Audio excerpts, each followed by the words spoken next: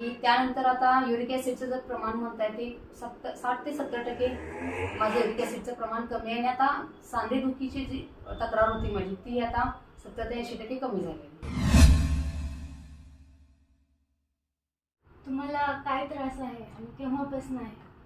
मला गुडघेदुखी सांधेदुखीचा त्रास होता. गेली 2-3 वर्ष हा त्रास होता आणि याच्या आधी मी ॲलोपॅथी सुद्धा ट्रीटमेंट घेतली होती 1-2 वर्षापूर्वी. मध्ये प्रेग्नन्सीमध्ये मी ॲलोपॅथी बंद केली होती औषधं.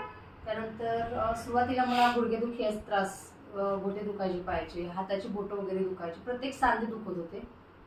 त्याच्यानंतर मी ॲलोपॅथीच्या डॉक्टरांकडून ट्रीटमेंट घेत असताना ब्लडसुद्धा चेक केलं होतं. तेव्हा कळालं मला की युरिक ॲसिडचा मला प्रॉब्लेम आहे आणि थोडंफार रक्तातल्या संधिवाताची सुरुवात आहे असं डॉक्टरांनी सांगितलं होतं. त्यानंतर मग मी ही ट्रीटमेंट सांगितली. अच्छा, तुम्ही आता डॉक्टर उपाध्याय सरांकडे ट्रीटमेंट घेतली आहे, त्याचा तुम्हाला काय फायदा झाला? जवळपास मी 2 ते 2.5 महिने झाले ही ट्रीटमेंट चालू केली. सुरुवातीला एक 10 ते 20% 1 महिन्यामध्ये फरक जाणवला, पण 2.5 ते 3 महिन्यानंतर माझं वजनही कमी झालं. डिलिव्हरीनंतर माझं वजन जवळपास 10 ते 15 किलो वजन वाढलं होतं. ते वजनही थोडंफार कंट्रोलमध्ये आले. जवळजवळ 8 ते 10 किलो वजन माझं कमी झालेलं आहे आणि त्यानंतर आता युरिक ॲसिडचं जर प्रमाण म्हणताय ते 60 ते 70% माझं युरिक ॲसिडचं प्रमाण कमी आहे आणि आता सांधेदुखीची जी तक्रार होती माझी ती आता 70 ते 80% कमी झालेली.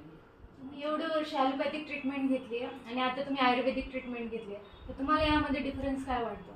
हां, नक्कीच फरक पडला. ॲलोपॅथी औषधं घेत असताना मला ती औषधं घेईपर्यंत ते आजार असेल किंवा ते दुखणं कमी व्हायचं आणि औषधं गोळ्या बंद केली परत तो आजार जाणवायचा.